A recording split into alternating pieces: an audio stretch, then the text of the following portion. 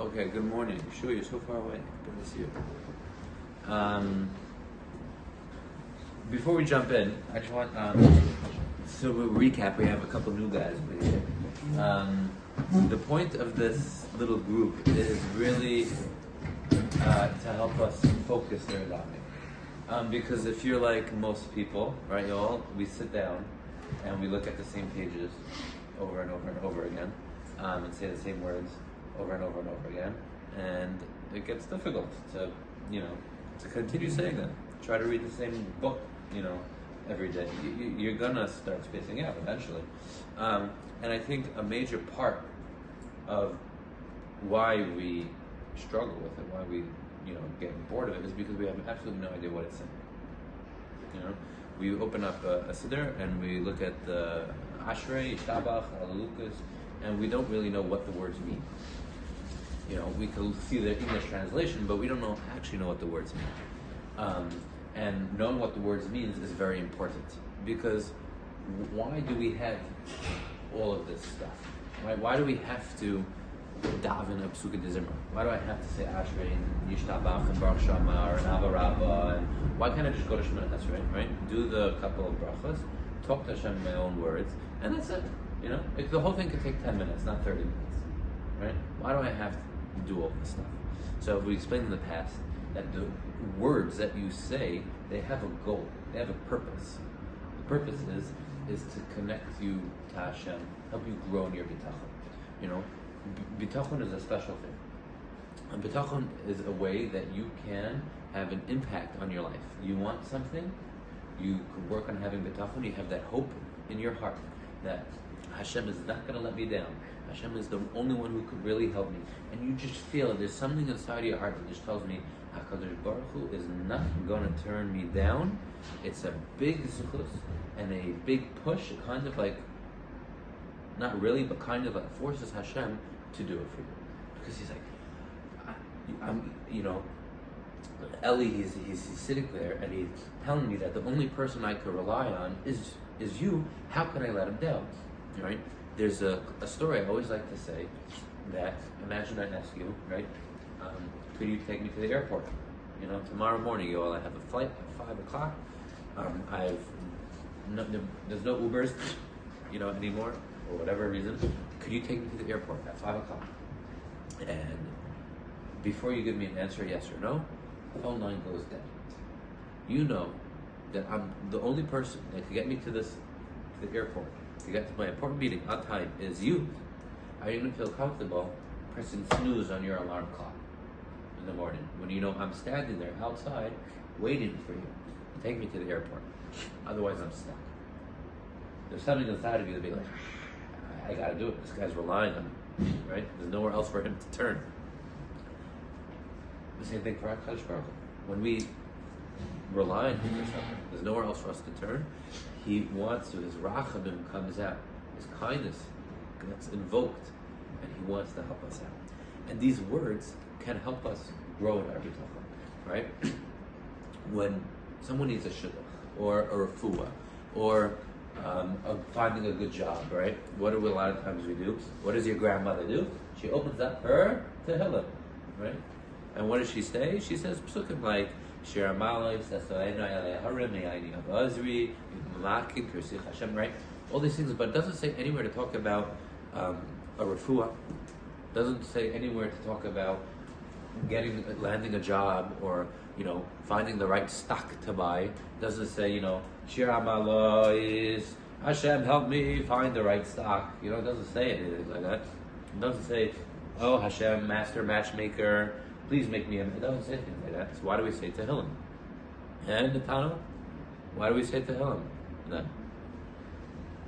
It's because all these words help you connect to HaKadosh Baruch Hu through bitachon, recognizing his power, his ability, his kindness, the fact that he's the only one who's around and no one else could really help you. All these psukim, if you actually know what they mean and what they're trying to tell you, you can start connecting to HaKadosh Baruch Hu, growing in your bitachon, and through that schus, also your tefillas become more impactful, right? If you spend 10 minutes reading psukim of Tehillim, of the Hallelujahs, of Ashrei, and you're growing in your connection with HaKadosh Baruch Hu at that moment, right? Not just recognizing who HaKadosh Baruch Hu is, but growing in your bitachon, then all of a sudden you get extra, bucks, extra coins in your pushka, in your zchusim, and then you can use that. And when you daven, you walk into Shemona Esrei and you're saying a couple things that you want, you have like fresh cash printed out because I just spent the past 10 minutes growing in my bitachon and growing in my connection with HaKadosh Baruch Hu.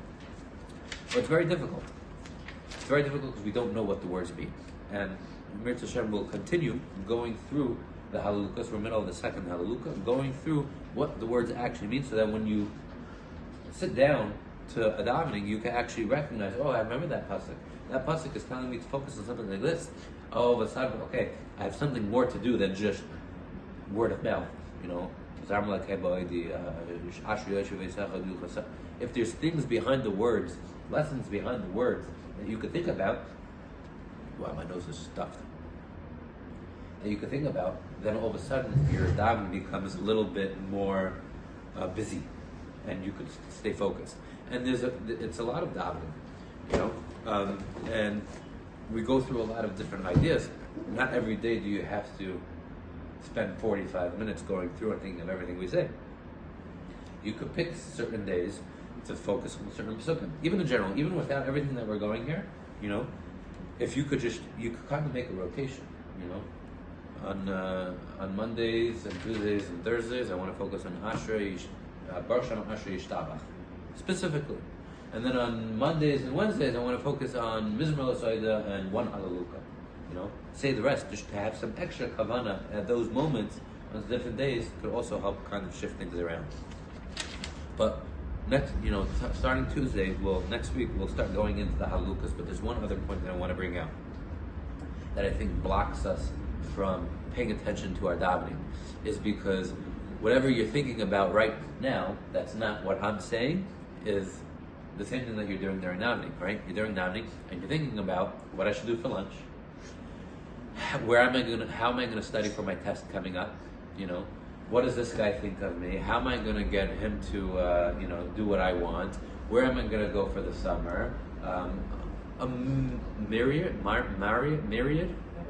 What? No, not the Marriott, like a lot. A myriad of different types of things.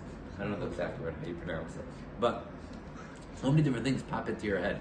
Different things that you have to do, take care of, buy, pick up, chores. So many different things are going on in your mind. And it's silly that we think about it if you take a moment logically.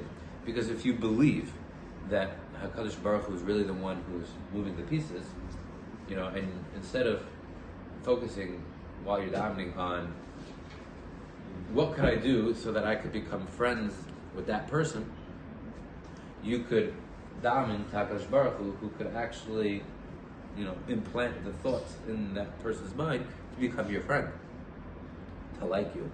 There are many psukim out there we won't get into now that HaKadosh Baruch Hu can actually influence people's chesed and people's racham.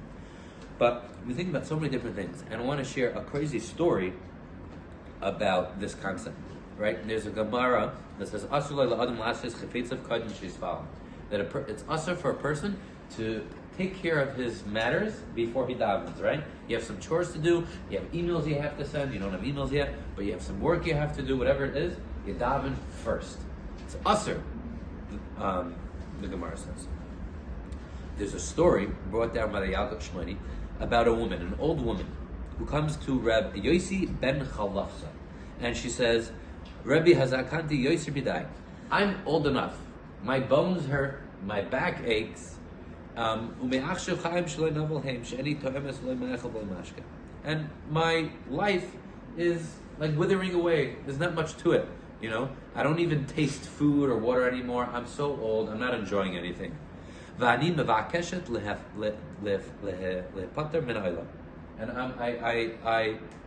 want to die, this lady says.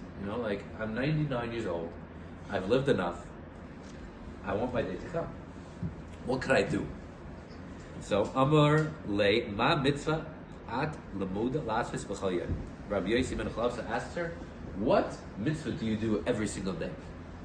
Amar le Even if I have something chaviv, something that's important for me to do, I put it to the side, and then I go to shul first, and I daven first.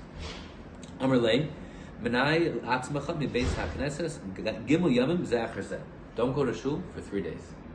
Rabbi Yossi ben Chavsa says. She goes and does it. She doesn't show up. She takes care of her, items, I guess, before. Bye-bye. On her 3rd day, she passes away. This woman, she had this chus, she would put everything to the side and go daven in the shul. She wanted to pass away. Rabbi Yossi ben Chavsa says, what you do? Stop doing that. What you're doing is very, very important. Putting everything aside, and you're going to daven first. Stop doing that, and you'll pass away. And lo and behold, she did. It's a pretty astounding story. I don't know how it works. I don't know how Rabbi Yossi Chalasa can do things like that. I don't know. But all we see is there's a great zuchus that if we could put everything aside and just focus on davening, for many brachas and shefa in life.